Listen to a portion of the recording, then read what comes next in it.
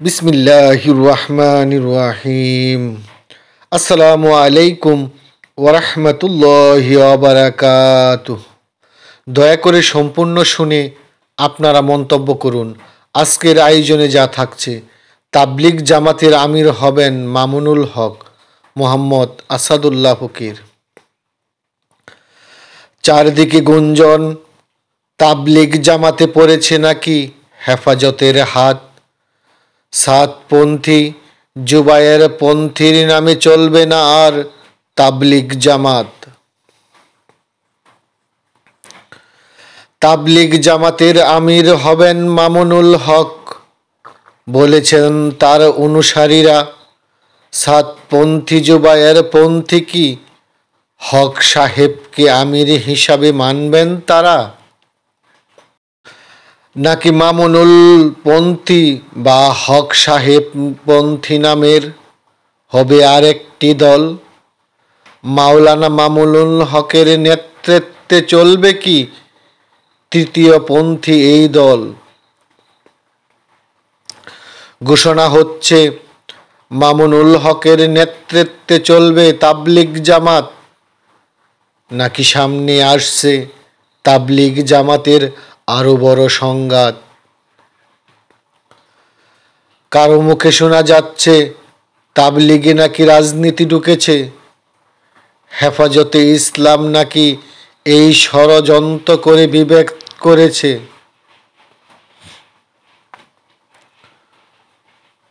লোকমুখে শোনা যায়, মিডিয়ায় বেশি বেড়ায়, জানি না কতটুকু সত্য।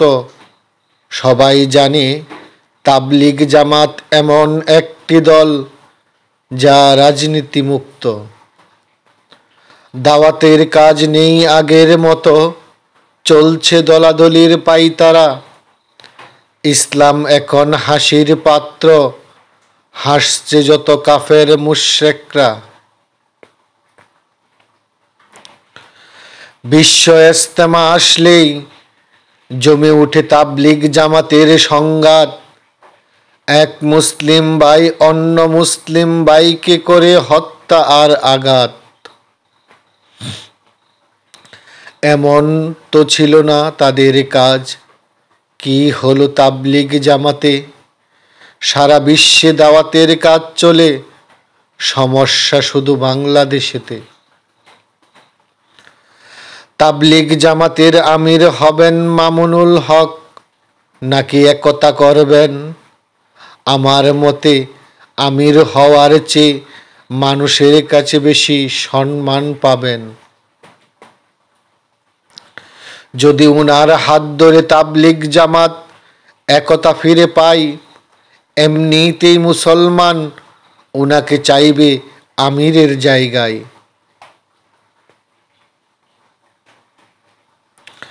তাবলিগ জামাতের আমির হবেন মামুনুল হক, এটা যারা চান, আমার মনে হয় তারা মামুনুল হক সাহেবকে বিতর্কিত করতে চান।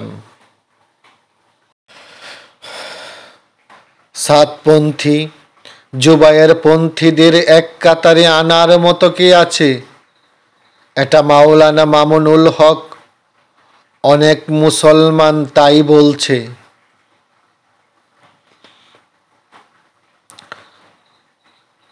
কোনো মুসলমান চায় না নিজেদের মাঝে কোনো সংঘাত হোক। ইসলাম শান্তির ধর্ম, তাই তাবলিগ জামাতে শান্তি থাকুক।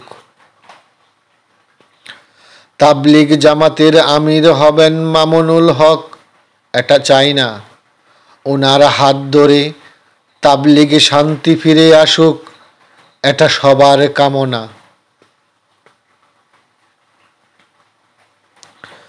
আল্লাহ পাকের কাছে সবাই করি প্রার্থনা, একতা হোক তাবলিগে। মাওলানা মামুনুল হক বেঁচে থাকুক মানুষের অন্তরে যুগে যুগে। সকলেই ভালো থাকবেন, সুস্থ থাকবেন। তাবলিগ জামাতের জন্য দোয়া করবেন, একতা ফিরে আসুক, একতা গড়ুক, সকলেই আবার একই দাওয়াতের কাজ করুক। আমিন। আল্লাহ হাফেজ। আসসালামু আলাইকুম ওয়া রাহমাতুল্লাহি ওয়া বারাকাতুহু।